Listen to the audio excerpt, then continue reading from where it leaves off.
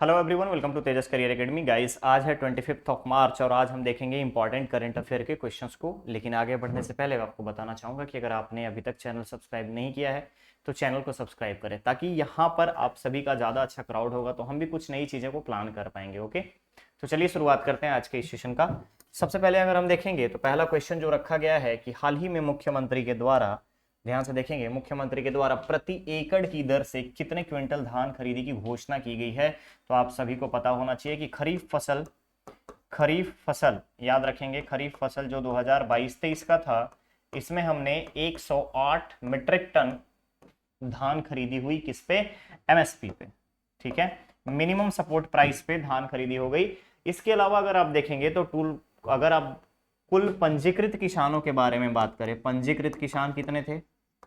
ठीक है, रजिस्टर्ड के बारे में बात की जा रही है तो रजिस्टर्ड किसान कितने थे अपने पास? टोटल 24.88 लाख, 88 लाख रजिस्टर्ड किया था लोगों ने।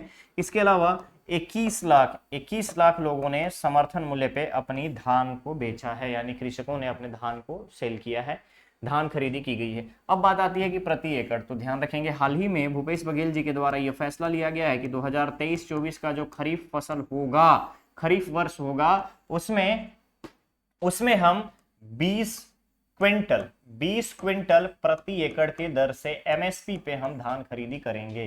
क्लियर है? और एट प्रेजेंट यानी 22-23 वाले में अगर हम बात करें तो 22-23 के खरीफ फसल में कितने हुए थे? 15 क्विंटल प्रति एकड़ के दर से, 15 क्विंटल प्रति एकड़ के दर से। अगर हम देखेंगे यहाँ पे रेट में, अगर आप देखिएगा तो यहाँ पर एमएसपी पे खरीदी की गई थी धान की न्यूनतम समर्थन मूल्य पर। क्लियर रहेगा? तो क्वेश्चन में था कि प्रति एकड़ की दर से कितने क्विंटल धान खरीदी की घोषणा की गई है, तो घोषणा हुई है 20, यानी कब से लागू होगा? 2023-24 के खरीफ वर्ष से। क्लियर रहेगा? करेक्ट ऑप्शन बन जाएगा यहाँ पर आपका ए। अगला क्वेश्चन है, छत्तीसगढ़ राज्य विधानसभा द्वारा उत्कृष्ट जागरूक विधायक सम्मान के लिए किसे चुना गया है? तो आप सभी को पता होना चाहिए कि छत्तीसगढ़ राज्य विधानसभा के अध्यक्ष कौन है? चरणदास महंत। ध्यान रखेंगे, चरणदास महंत जी ने उत्कृष्ट जागरूक विधायक का सम्मान धर्मजीत सिंह के लिए चुना है। ठीक है, जागरूक विधायक कौन है? धर्मजीत सिंह। क्लियर रहेगा? तो धर्मजीत सिंह को उत्कृष्ट जागरूक विधायक सम्मान दिया जाएगा। इसके अलावा उत्कृष्ट विधायक की बात करें तो उत्कृष्ट विधायक, दो लोगों को विधायक का सम्मान दो सदस्य को दिया जाएगा। एक है इसमें रंजना साहू और दूसरी है संगीता सिन्हा। याद रखिएगा, दूसरी कौन है? संगीता सिन्हा। क्लियर रहेगा? संगीता सिन्हा रूलिंग पार्टी की विधायिका हैं, ठीक है, विधायक हैं, और रंजना साहू अपोजिशन के विधायक हैं। तो इन दोनों में अगर आप देखिएगा तो दोनों को उत्कृष्ट विधायक का सम्मान। इसके अलावा उत्कृष्ट संसदीय संचालन की अगर हम बात करें, एंकरिंग के बारे में अगर हम बात करें आपसे, तो उत्कृष्ट संचालन के लिए, उत्कृष्ट संसदीय संचालन में अगर आप देखेंगे मीडिया कर्मी के लिए संचालन की अगर हम बात करें तो राहुल जैन और एक चीज और याद रखिएगा, एक और नाम है देवव्रत भगत। ठीक है, देवव्रत भगत, इन दोनों को उत्कृष्ट संसदीय प्रसारण के लिए पुरस्कार दिया जाएगा। उत्कृष्ट जागरूक विधायक धर्मजीत सिंह, उत्कृष्ट विधायक रंजना साहू, संगीता सिन्हा, उत्कृष्ट संसदीय संचालन में अगर आप बात करेंगे तो विकास जैन और देवव्रत भगत। क्लियर रहेगा? संसदीय रिपोर्टिंग के लिए। ओके, तो करेक्ट ऑप्शन यहां पर बन जाएगा उत्कृष्ट जागरूक विधायक धर्मजीत सिंह। करेक्ट ऑप्शन होगा बी। ठीक है, आगे बढ़े नेक्स्ट क्वेश्चन पे। अगला क्वेश्चन है, पत्रकार सुरक्षा कानून पास करने वाले राज्यों की सूची में छत्तीसगढ़ को कौन सा स्थान मिला है? तो पत्रकार सुरक्षा कानून सबसे पहले किसने पास किया? मीडिया कर्मी सुरक्षा कानून की बात करें अगर हम, मीडिया कर्मी सुरक्षा कानून पास करने में सबसे पहले नंबर 1 पे है महाराष्ट्र। मीडिया कर्मी सुरक्षा कानून पहले नंबर पे कौन सा है? महाराष्ट्र। याद रखना है महाराष्ट्र। और भारत में दूसरा बन गया है छत्तीसगढ़। पहला आपका महाराष्ट्र और दूसरा आपका बन गया है छत्तीसगढ़। तो करेक्ट ऑप्शन क्या बन जाएगा? सी, दैट इज दूसरा। अब बात आती है कि मीडिया कर्मी सुरक्षा कानून में क्या क्या चीजें सम्मिलित की जाएंगी। तो जितने भी यहाँ पे रहेंगे शहरी क्षेत्रों में इनको आवास उपलब्ध कराया जाएगा, आवास उपलब्ध कराया जाएगा। साथ ही साथ शहरी क्षेत्र में आवास के साथ साथ मीडिया कर्मी, जितने भी वरिष्ठ मीडिया कर्मी होंगे, इनमें पत्रकार सम्मान योजना चलाई जाएगी। इनके लिए फाइनेंशियल असिस्टेंट के लिए 5 लाख रुपए का प्रावधान किया गया है। वेतन भत्ते के बारे में अगर हम आपसे बात करें तो जितने भी मीडिया कर्मी होंगे उनको 7,000 रुपए दिए जाएंगे।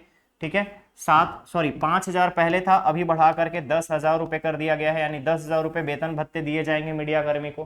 तो ये सारी चीजें आपको याद रखना है। तो पूछा गया था कि राज्यों की सूची में छत्तीसगढ़ का कौन सा स्थान है, तो छत्तीसगढ़ का दूसरा स्थान है। Correct option will be C. Next question है टर्बुकुलोसिस, ध्यान रखिएगा, ट्यूबरकुलोसिस के प्रति जागरूकता बढ़ाने हेतु विश्व तपेदिक दिवस कब मनाया जाता है। तो पहले आपको यहां याद रखना होगा कि किसके उसमें मनाए जाते हैं। तो ध्यान रखना है कि टीबी वायरस की खोज करने वाले एक वैज्ञानिक थे जिनका नाम था डॉक्टर रॉबर्ट कोच। ध्यान रखेंगे, डॉक्टर रॉबर्ट कोच। तो रॉबर्ट कोच ने टीबी वायरस की खोज की थी और इन्हीं के सम्मान में, ठीक है, इन्हीं के सम्मान में विश्व तपेदिक दिवस यानी TB day, world TB day celebrate किया जाता है 24 मार्च को। करेक्ट ऑप्शन बनेगा यहाँ पर आपका डी। उद्देश्य क्या है, तो टीबी से मुक्त, पूरे विश्व को टीबी मुक्त बनाने के लिए संयुक्त राष्ट्र संघ के द्वारा, यूनाइटेड नेशंस के द्वारा डब्ल्यूएचओ के माध्यम से अलग अलग जगहों पे अलग अलग कार्यक्रम चलाए जाते हैं जिससे कि लोगों को जागरूकता मिले, टीबी कैसे फैलता है, क्या उसके कारण, कैसे रोका जा सकता है, इन सभी चीजों के बारे में। ठीक है, तो करेक्ट ऑप्शन क्या बन जाएगा यहाँ पर, डी। नेक्स्ट क्वेश्चन पे चलते हैं हम यहाँ पे। ठीक है, नेक्स्ट क्वेश्चन नंबर 5। हाल ही में राज्य के किस जिले के अंतर्राष्ट्रीय कलाकार को पद्मश्री सम्मान से सम्मानित किया गया है। तो आप सभी को पता होगा कि 26 जनवरी को अनाउंसमेंट की गई थी, 26 जनवरी को अनाउंसमेंट हुई थी 105 पद्म पुरस्कार के बारे में। ठीक है, पद्म पुरस्कार के बारे में इनमें से हमारे छत्तीसगढ़ के 3 लोग शामिल थे। ठीक है, उषा बारले, ठीक है, डोमर सिंह कुंवर, ठीक है, डोमर सिंह कंवर बारले और डोमर सिंह कंवर। ठीक है, और एक और थे आपके अजय प्रताप मंडावी। ठीक है, ये थे अजय प्रताप मंडावी। ठीक है, तो इन 3 लोगों के लिए हमने पद्मश्री पुरस्कार के बारे में सुना था कि इनको पद्मश्री पुरस्कार दिया जाएगा।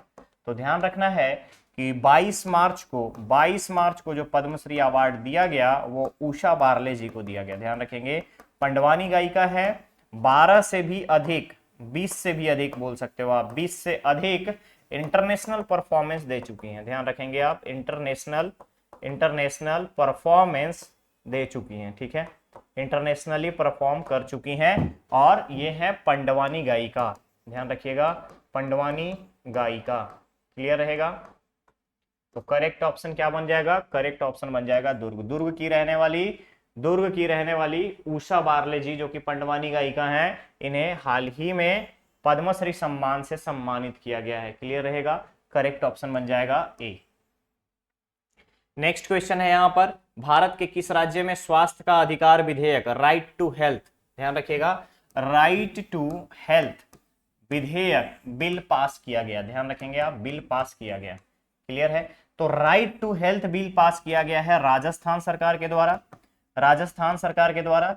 इसमें क्या होगा, कोई भी प्राइवेट हॉस्पिटल, अगर पैसा नहीं है तो प्राइवेट हॉस्पिटल हो या गवर्नमेंट हॉस्पिटल हो, पैसे की कमी की वजह से अगर हम बात करें तो इलाज से मना नहीं कर सकते हैं और इनको ट्रीटमेंट देना पड़ेगा। चाहे कोई भी व्यक्ति स्वास्थ्य के अधिकार के तहत किसी भी हॉस्पिटल में जाता है इलाज के लिए तो इनको इलाज करना पड़ेगा, ट्रीटमेंट देनी पड़ेगी, वो भी किसी से पैसा नहीं मांग सकते। अगर वो दे रहा है तो वेल एंड गुड, इलाज करने के लिए पैसा नहीं मांगा जाएगा। राजस्थान सरकार का ये निर्णय है, राइट टू हेल्थ, और ऐसा करने वाला भारत का पहला राज्य, ध्यान रखेंगे, भारत का पहला राज्य बन गया है जिसने स्वास्थ्य का अधिकार, ध्यान रखेंगे, right to health bill pass किया है। क्लियर रहेगा, तो करेक्ट ऑप्शन क्या बन जाएगा, करेक्ट ऑप्शन बन जाएगा यहाँ पर आपका B, that is Rajasthan. Okay, आगे बढ़े अगले क्वेश्चन पे।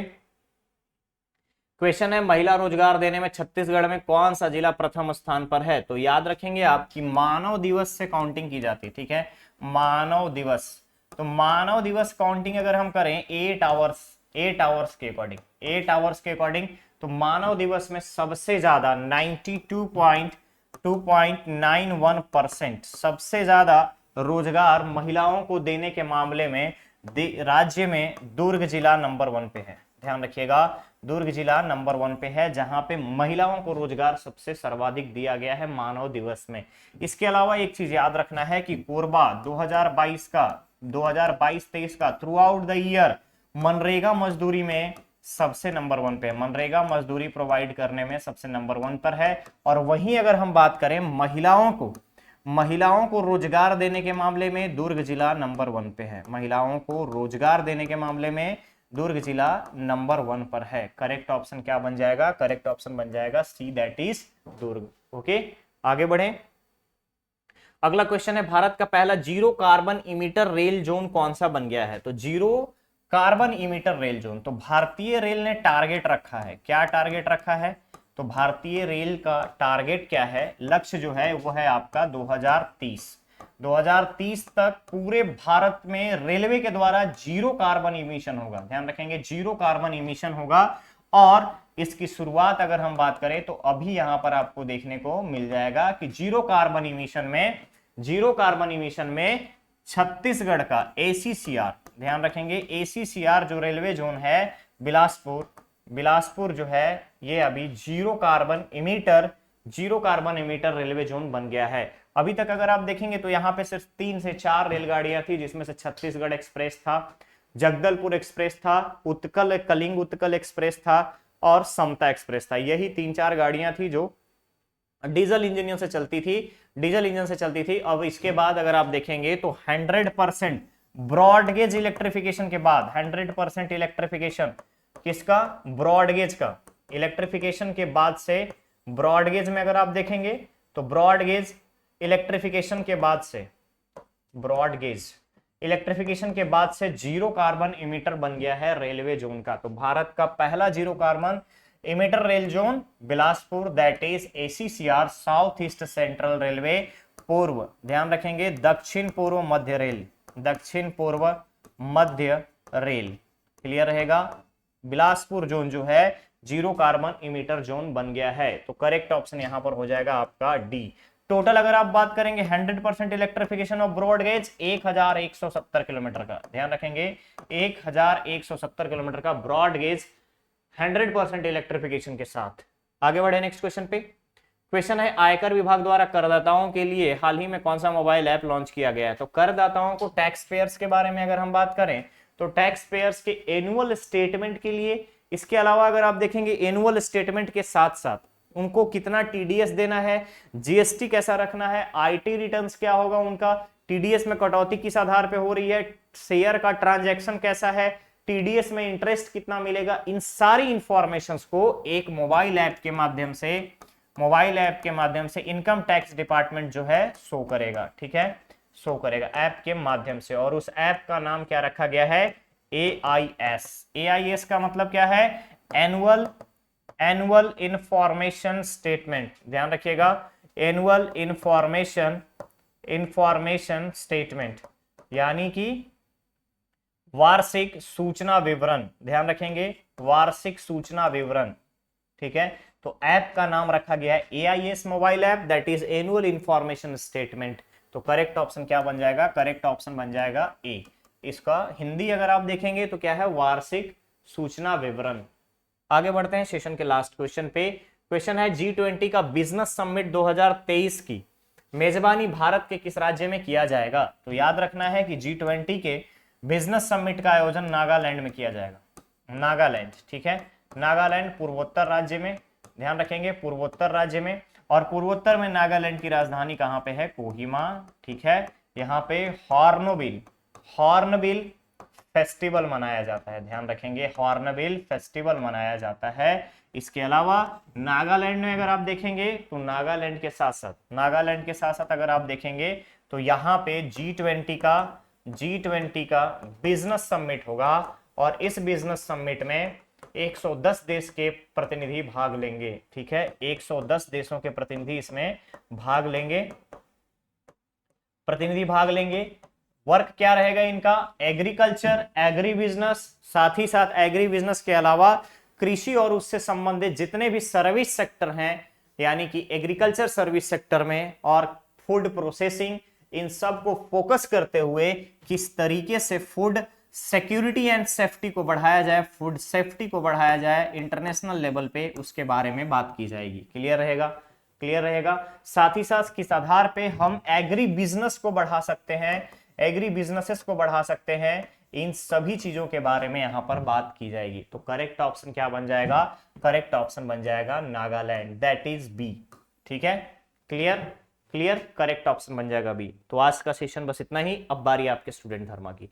स्टूडेंट धर्मा का आज का क्वेश्चन है, हाल ही में किस देश के बैंक ने इंडियन बैंक के साथ भारतीय रुपया नामित नोस्ट्रा खाता खोला है? ठीक है, इसका करेक्ट आंसर जो है आपको कमेंट बॉक्स में कमेंट करके बताना है। कल मैंने आपसे पूछा था भारत गौरव पर्यटक ट्रेन किस स्थान से शुरू किया गया? तो उसका करेक्ट आंसर रहेगा सिकंदराबाद। ध्यान रखेंगे, कहां से शुरू हुआ? सिकंदराबाद से उसका शुभारंभ किया गया, भारत गौरव पर्यटक ट्रेन का। और यहां पे क्वेश्चन क्या है? किस देश के बैंक ने इंडियन बैंक के साथ भारतीय रुपया नामित नोस्ट्रा अकाउंट खोला है? इसके बारे में बताना है कमेंट बॉक्स में। ओके, तो गाइस ये था आज का सेशन। अब हम मिलते हैं बहुत ही जल्द नेक्स्ट और नए सेशन के साथ। बने रहिए तेजस कैरियर एकेडमी चैनल पे।